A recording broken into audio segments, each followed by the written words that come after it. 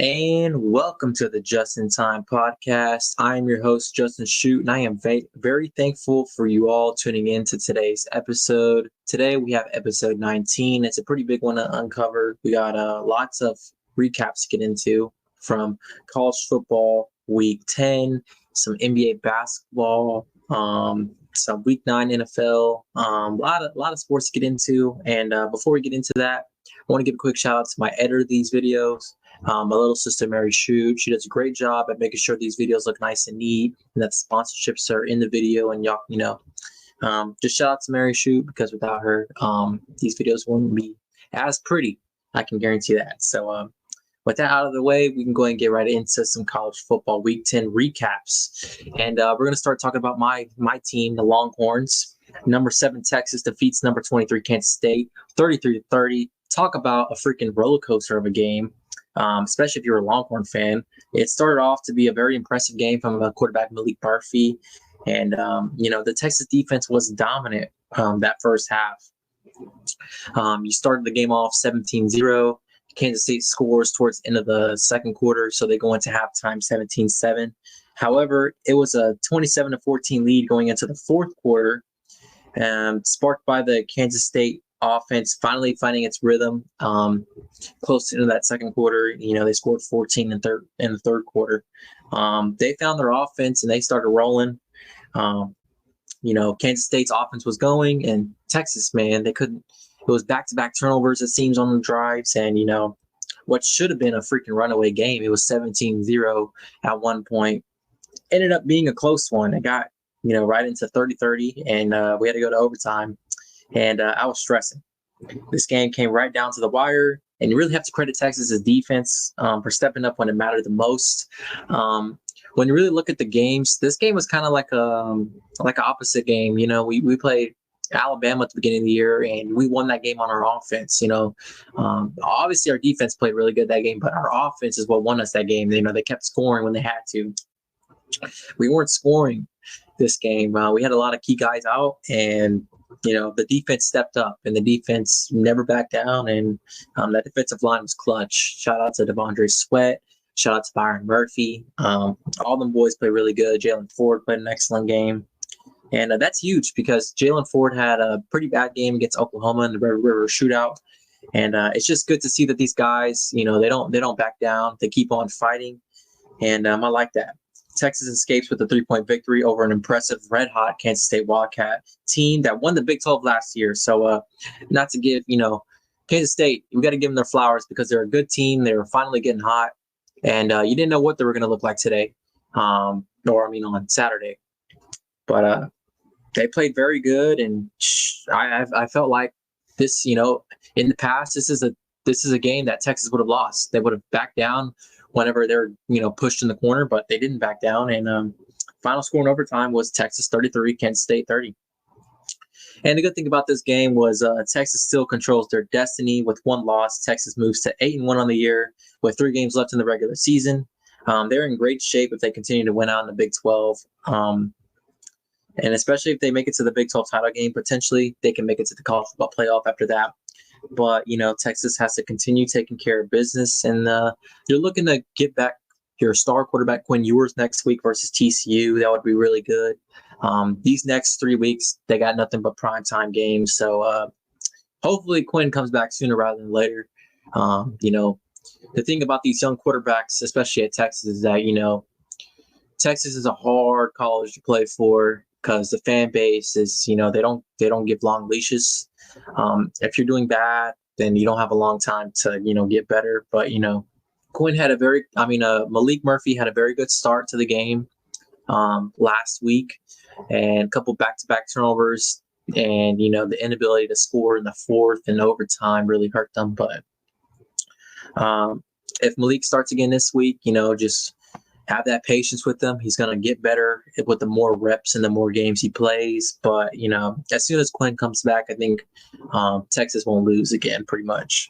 The remainder of the schedule has them matched up against an underrated Iowa State team next week, and they will end the year with Texas Tech. And hopefully after that, the Big 12 title game. But, Texas currently stands at the number 1 team in the Big 12. And I believe Oklahoma State's right behind them.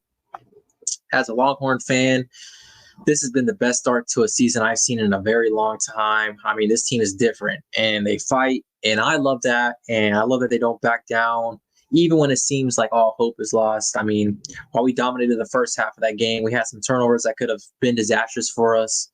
But that Texas team prevailed, and they didn't waver.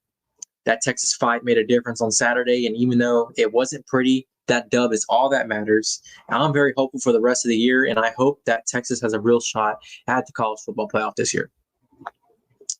And staying in the Big 12, another big game happened on Saturday. Number 22, Oklahoma State. They upset number 9, Oklahoma, 27-24. Oklahoma State came away with a huge upset over Oklahoma in the final battle of Bedlam. The Cowboys at home prevailed in a final rivalry meeting between the two. This means that Oklahoma State, now 5-1 in conference play, moves up to number 2 in the conference behind number 1 Texas in the Big 12 standings. The way things are shaping up, it looks like we'll be getting a Texas-Oklahoma State Big 12 title game in December. This game was on upset watch for me personally.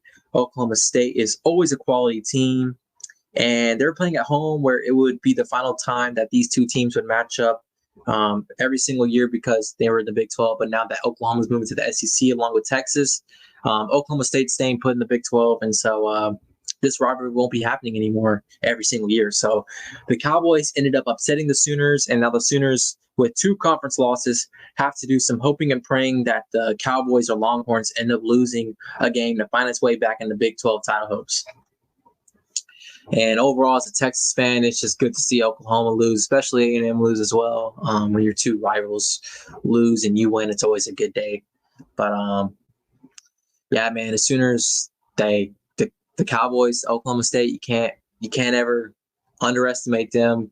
Gundy always has a good coach team out there, and the boys played. Alan Bowman had a good game. He didn't have a lot of touchdowns. I don't think he had any touchdowns, honestly. That running back had like 3 of his own, but Oklahoma, man, what happened? Y'all beat Texas, and then y'all riding the ship. Y'all acted like it was y'all Super Bowl, and unfortunately, y'all crumbled in the case. Y'all lost to Kansas, and then y'all also lost to Oklahoma State. So best of luck to y'all down the line.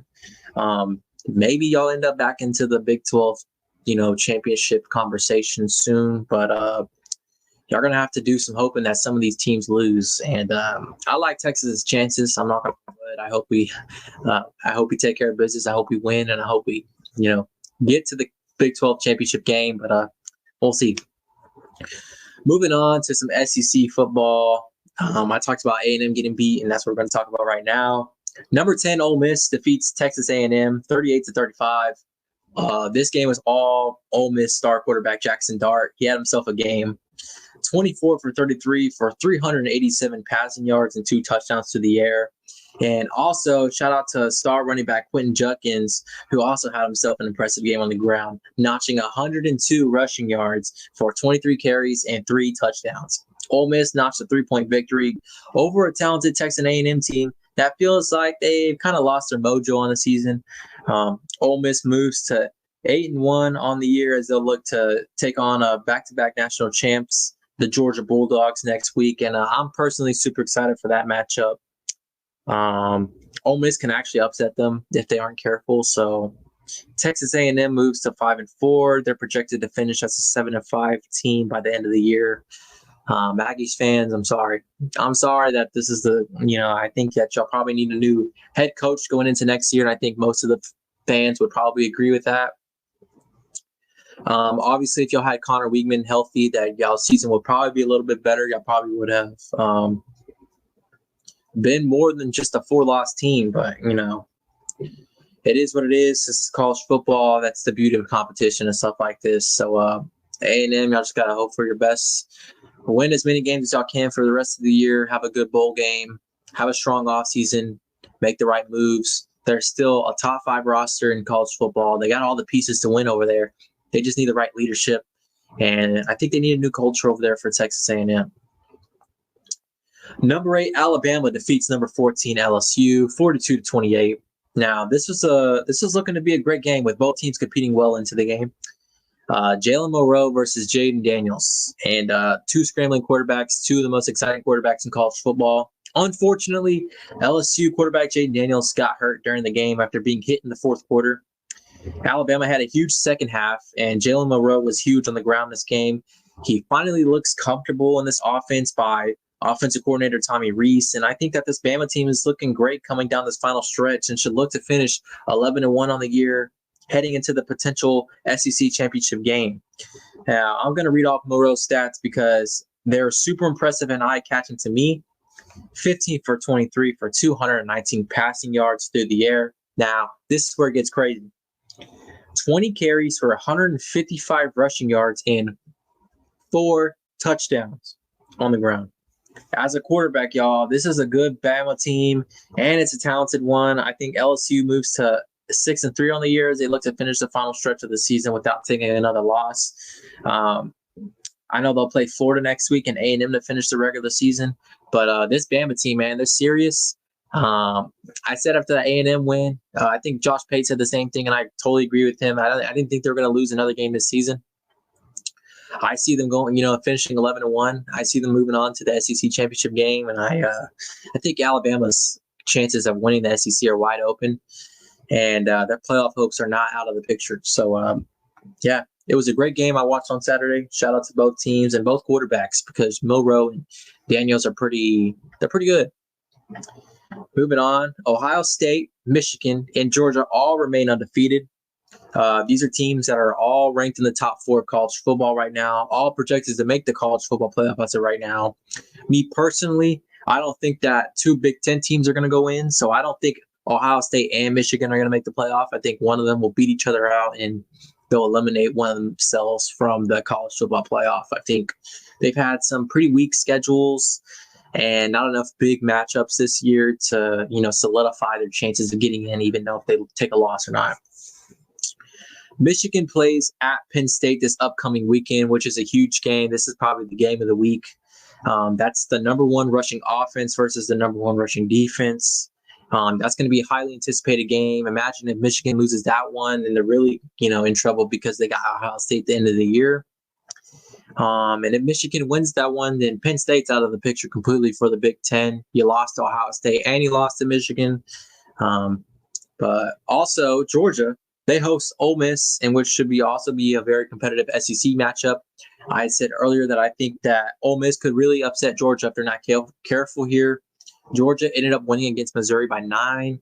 Ole Miss has been red hot. They're 8-1 on the year. Jackson Dart looks good. Judkins looks good.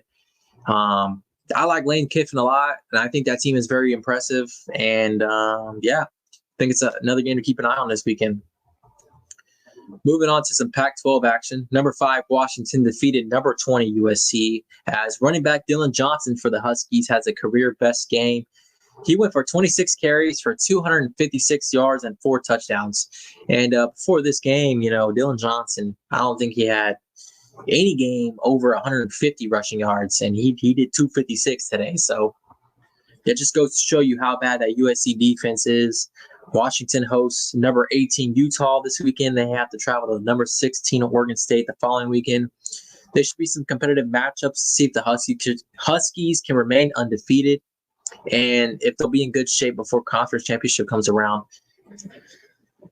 My personal opinion, I don't think Washington's going to make it out this final stretch of games without taking a loss at least.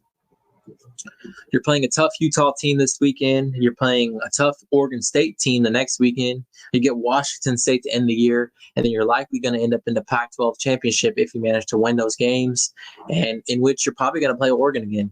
And that's a team that Oregon could have won that game with some better play calling. So, as a Texas fan, I selfishly want Texas to get into the playoff, and their chances only get boosted if Washington loses. So, moving on, USC defensive coordinator Alex Grinch got fired. USC's defense this year has played very, very poorly against the competition, and after the loss to Washington, that was the final straw for Lincoln Riley and USC. They'll look to go into a new direction as they seek a new defensive coordinator this offseason. So, all those games where, USC's defense really wasn't stopping anyone, enough was enough. And you got to make a decision at some point. And after that game, I understand completely. College football November is still live, and it's more competitive than ever with these teams coming down the final stretch in the regular season. Every game has significant impact, and you will see that with the effort level of play brought on by these athletes. So, yeah, for all y'all that are tuning into college football each Saturday, keep tuning in because this final month is crazy. And then we get December, which is basically championship week, bowl games, and a lot of good stuff going on. Before we get into some NBA basketball, I want to shout out 4K the Barber. High quality party bounces and party packages available along with an up-and-coming barber service. You can reach out to either or at 210-799-6930. I'm also putting the ticker down here below. Need a haircut, need a party bounce, they're your people to go to. You can hit up Chris Need for a haircut or a party bounce, and they're going to take care of y'all with A+ hospitality. The cooler weather is approaching. You can still have a fun outside with the bounces for the kiddos. And, Christine is a barber, like I said. He usually cuts my hair. I need to go see him again soon. But, yeah, he never lets me down, and he's for sure never going to let you down. So if you're in the San Antonio area, highly advise y'all to hit up High Jump Party Rentals for any, party bounces, party packages. Like if you need snow cones, popcorn, anything like that, he's your guy for that. And if you need a barber, in the area, he's got you there too. So, yeah, hit up 4K the Barber. Next up, we're going to talk about some NBA basketball. I'm always tapped in the NBA, and I watch a lot of basketball. I used to play basketball, and I'm always watching the game. We're just keeping track of how players are doing and how the young guys are growing. So let's jump right on into the team that I've been watching the most, the San Antonio Spurs. Now, my favorite team, the San Antonio Spurs, have been off to a pretty good start this season. We're as of today, which is November the 7th, we are 3-4, and we are tied for the 9th seed with 3 other teams in the NBA. And that's the Lakers, the Trailblazers, and the Suns. Now, the Spurs have pulled off notable wins in this beginning stretch of games, including 2 wins versus Phoenix in Phoenix. In Victor Wembanyama's debut versus Kevin Durant and the Phoenix Suns, and that was on Halloween. Everybody was anticipating a Suns victory, and KD didn't look like the best player on the court, but Wemby stole the show. Wemby had 18, 8-1 on Halloween, like I said, and the Spurs had a crazy finish to the game where they were trailing the entire time until they gained the lead in the final 2 minutes, and they escaped with the victory, 115-114. So that game right there had me totally hyped. We were down the entire game, and come the fourth quarter, we step up, we make some big plays. Wemby was clutch in that situation, and we ended up winning the game. So good job for the Spurs. 2 days later, the Spurs matched up against the Suns again in Phoenix, but this time Devin Booker started alongside Kevin Durant. And no Bradley Beal for the Suns as he remains sidelined with an injury, but Devin Booker, Kevin Durant should be enough to beat Spurs, right?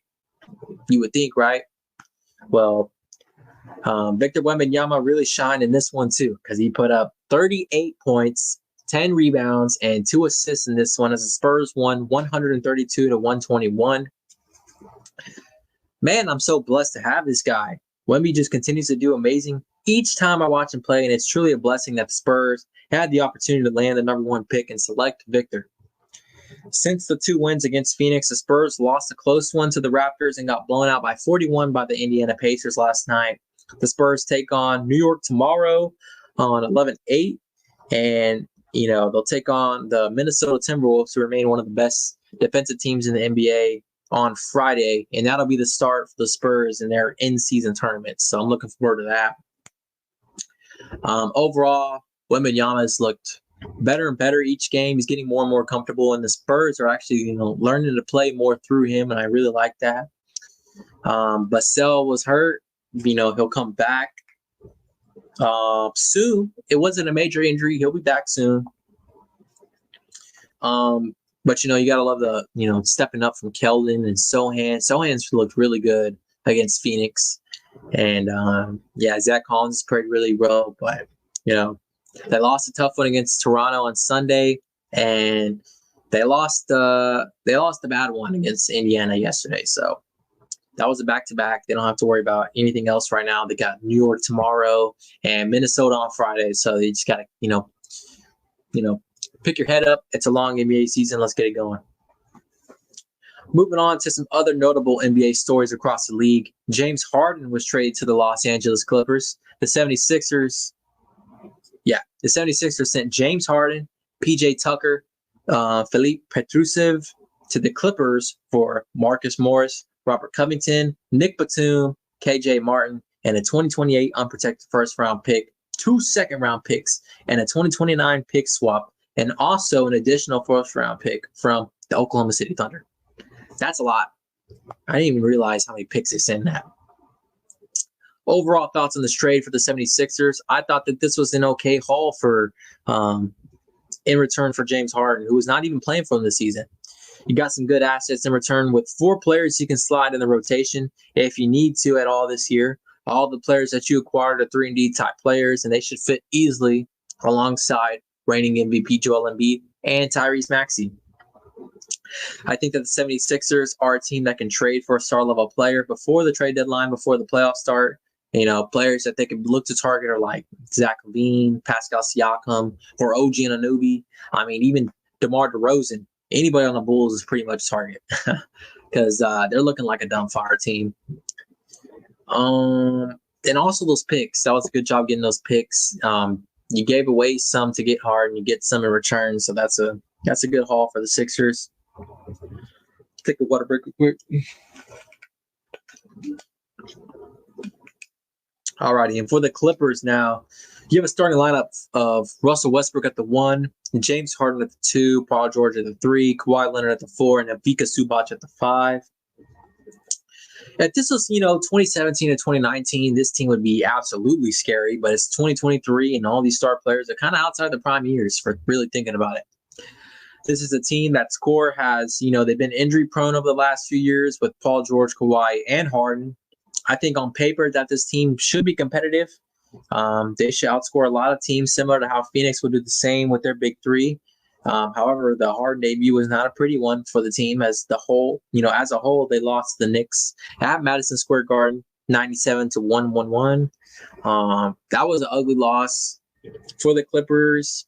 You could have anticipated that happening. It was their first game. You got to really give the Clippers a chance to, really learn how to play with Harden in this lineup because, Harden hasn't played a lot of off ball in the last few years. And, that's the role he's taken on with the Clippers.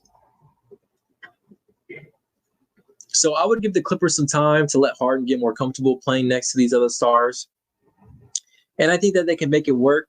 But a lot of people are always high on the Clippers, and they always have an injury, an underwhelming performance.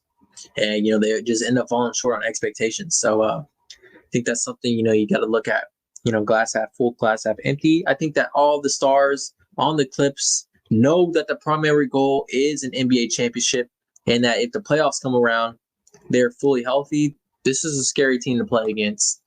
So overall, I'm going to wait and see on the Clippers. The 76ers have been red hot to start off the year.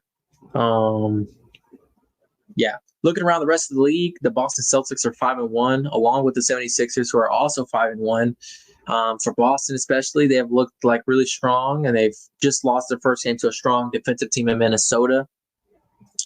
In the West, Denver remains at the top of the Western Conference at 7-1. Following them is Dallas at 6-1 and Golden State at 6-2. The biggest surprise for me has to be Memphis, who is at the bottom of the West at 1-6. Now, the absence of John Morant and the injury of Steven Adams have significantly impacted this team for the worst. And I'm not really sure how they would hang on to being a above 500 team before Ja comes back on Christmas Day. Now, thankfully, they start off the year 0-5, 0-6, I believe. So it's good to see that they won the first game. But, you got to step it up for a Memphis Grizzly fan if you want to have some hope of making the playoffs, or else that stretch of games once Ja comes back, it's going to be crazy. They're going to be winning like nonstop. The NBA is still heating up, and the in-season tournament is coming along, and I'm still trying to learn it, just like these NBA players are, who are also a bit confused on how it all works.